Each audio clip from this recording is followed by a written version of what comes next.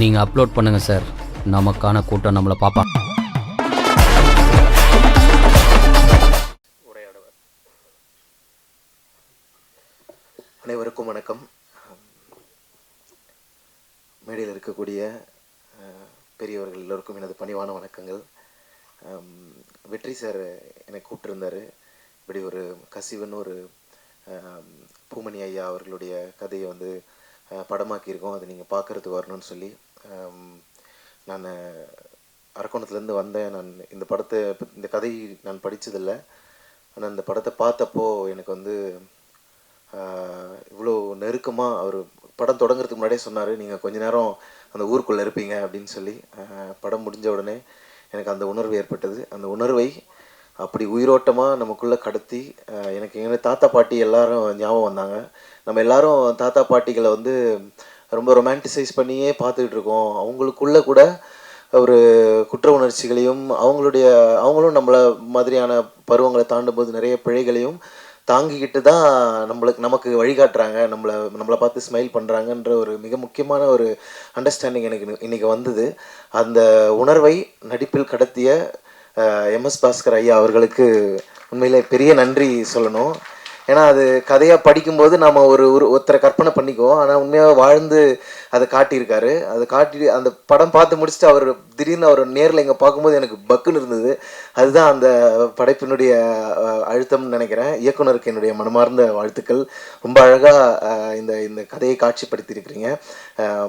பூமணி ஐயா அவர்களுக்கு என்னுடைய பணிவான வணக்கங்கள். உண்மையிலே மிகச்சிறந்த ஒரு கதையை மிகச்சிறந்த முறையில் தயாரித்திருக்கிற வெற்றி சார் அவர்களுக்கு என்னுடைய மனமார்ந்த வாழ்த்துக்களும் நன்றியும். கண்டிப்பாக இது பார்க்குற ஒவ்வொருத்தருக்கும் மிக முக்கியமான தாக்கங்களையும் அவங்க மனதுக்குள்ளே இருக்கக்கூடிய கசிவுகளை கொண்டு வந்து முன்னாடி நிறுத்தும் அப்படின்னு நான் நம்புகிறேன். படக்குழுவினர் எல்லோருக்கும் என்னுடைய மனமார்ந்த வாழ்த்துக்களும் நன்றியும். தேங்க்யூ.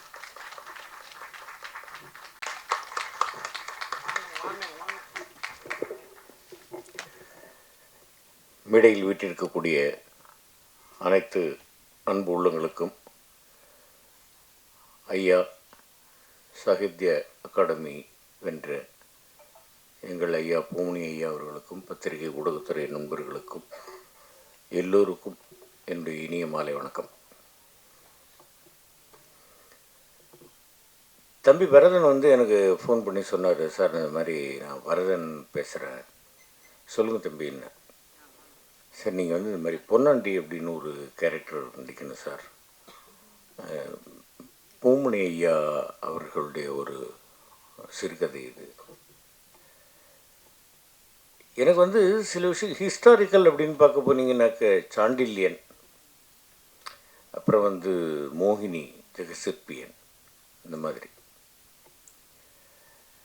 அதுக்கப்புறமா பார்க்க போனீங்கன்னா கரிசல் காட்டப்பட்டி அப்படின்னாக்க எனக்கு தெரிந்து எவ்வளோ பேர் எழுதியிருக்கலாம், ஆனால் 2 பேர் தான். ஒன்று கி ராஜநாராயணன் ஐயா அவர்கள், இன்னொன்று பூமணி ஐயா அவர்கள். அவங்களுடைய பல நாவல்கள் நான் படிச்சிருக்கேன். நான் கேட்ட உடனே ஐயா நல்லா இருக்காங்களா, நல்லா இருக்கும், ரைட் நான் வந்துடுறேன். நேராக போனோம். முதல்ல போனோன்னு ஐயா வீட்டுக்கு போய் ஐயாவை பார்த்து ஆசீர்வாதம் பண்ணிக்கிட்டு அங்கே பேசும்போது அவர் ஐயா சொன்னார், அந்த மாட்டுக்கொட்டகையிலேயே படுத்து தூங்கினேன், இந்த திண்ணையிலேயே படுத்து தூங்கினேன், 25,000 ரூபாய்க்கு ஒரு ரூம் போட்டு ஏசியை போட்டு நல்ல ஒரு பெட்டு போட்டு படுத்து தூக்கம் வரலன்னு என்ன பண்ணுறது. அந்த மாதிரி வந்து அந்த கிராமம் மிகவும் எனக்கு பிடித்திருந்தது. இந்த மத்தியானம் சாப்பிட்டுட்டு ஒரு 1 மணி நேரம் கொஞ்சம் நேரம் அப்படி தூங்கிட்டு எழுந்து அப்புறம் நைட்டு. அப்போது இந்த கேரக்டருக்கு உயிர் கொடுத்திருக்கிறேன் அப்படின்னு சொன்னீங்க. உயிரோட்டமான ஒரு கதையில் நடிப்பது, நம்மை வந்து நம்முடைய உயிரை செம்மைப்படுத்திக் கொள்வது, நம்முடைய நடிப்பை இன்னும் கொஞ்சம் நாம் வந்து கற்றுக்கொள்வது அப்படிங்கிறது தான் எனக்கு தெரிஞ்சு. இல்லை அவர் தம்பி தயாரிப்பாளர் வெற்றி அவர்கள் சொன்னாங்க வந்து இந்த மாதிரி MS பாஸ்கர் சார் நடிக்கிறேன்னு. என்ன கேட்டார், பட்ஜெட் என்ன கிடையாது. அதாவது ஆதாயத்துக்காகவும் நடிக்கணும், ஆத்ம திருப்திக்காகவும் நடிக்கணும். அந்த மாதிரி ஆத்ம திருப்திக்காக நடித்த பல படங்களில் இந்த கசிவு அப்படிங்கிற ஒரு படமும் ஒரு இது வந்து ஆக்சுவலாக இப்போ ஐயா சொன்னாங்க வெப்பம் குளிர் மழையில் வந்து நான் இதே மாதிரி ஒரு கேரக்டர் பண்ணியிருக்கேன்னு. இந்த கேரக்டர் வந்து உருவப்படுத்த வேண்டுமானாலும் அப்படி இருக்கலாம். அதில் வந்து கொஞ்சம் கால்கள் வளைந்த மாதிரியான ஒரு கேரக்டர். இதில் வந்து கொஞ்சம் சின்ன வயசில் கட்டுமஸ்தாக இருந்திருக்கிறாரு. அதுக்கப்புறமா வந்து அவர் அப்படியே தனியாக இருக்கும்போதெல்லாம் இருக்கிறாரு. அந்த இன்னொரு காவல்காரரை கூப்பிட்டு வந்து அவர் பேசும்பொழுது இந்த மாதிரி 7 பிள்ளைங்களை பெற்றோம், எல்லாத்தையும் மண்ணுக்கு கொடுத்தோண்டா அப்படிங்கும் பொழுது சொன்ன மாதிரி இறந்த பிறகு வந்து நரகத்துக்கு போகிறது, சொர்க்கத்துக்கு போகிறது அப்படிங்கிறதெல்லாம் இல்லை. இந்த நரகம் சொர்க்கம் இது எல்லாமே இங்கே தான்.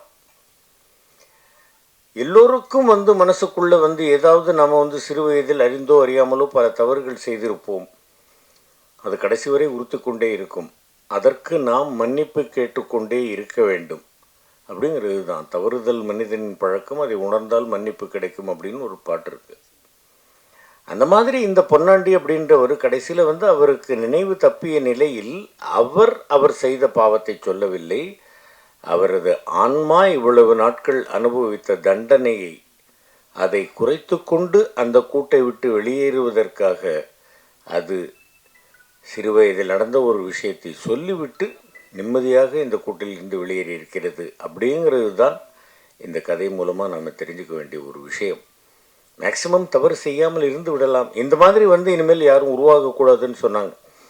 இல்லை, நீங்கள் கற்கால மனிதர்கள் காலத்திலிருந்து இன்றைக்கி வரைக்கும் இல்லை, இன்னும் எவ்வளோ நாளானாலும் வந்து புண்ணியவான்களும் உருவாவார்கள், பாவிகளும் உருவாவார்கள் அப்படிங்கிறது தான். எல்லாருமே வந்து எல்லாத்தையும் பார்த்து பார்த்து திருந்திட்டாங்கன்னாக்கா அப்புறம் நாட்டில் ஏன் இவ்வளோ குற்றம் நடக்குது? நடந்துக்கிட்டே தானே இருக்குது. இப்போ மின்காலத்தில் எல்லாம் இல்லாத அளவுக்கு வந்து குற்றவாளிகள் பெருகுகிறார்கள். அரசாங்கமும் எவ்வளவுதான் வந்து ஒரு ஆளுக்கு ஒரு போலீஸை போட்டால் தடுக்க முடியும்? அந்த மாதிரி இல்லை. ஒரு பொன்னாண்டி எப்போவோ செய்த ஒரு தவறு, அது அவர் மனதை வந்து போட்டு கொண்டுக்கிட்டு இருந்திருக்கு. கடைசியில் அவர் சொன்னார், போனார். அந்த மாதிரி ஒரு அருமையான கேரக்டர். எனக்கு வந்து தினமும் போய் வந்து கேமராவுக்கு முன்னாடி நிற்கணும், ஷூட்டிங் அட்டன் பண்ணணும் அப்படிங்கிற ஒரு பேராசை எல்லாம் எனக்கு இல்லை.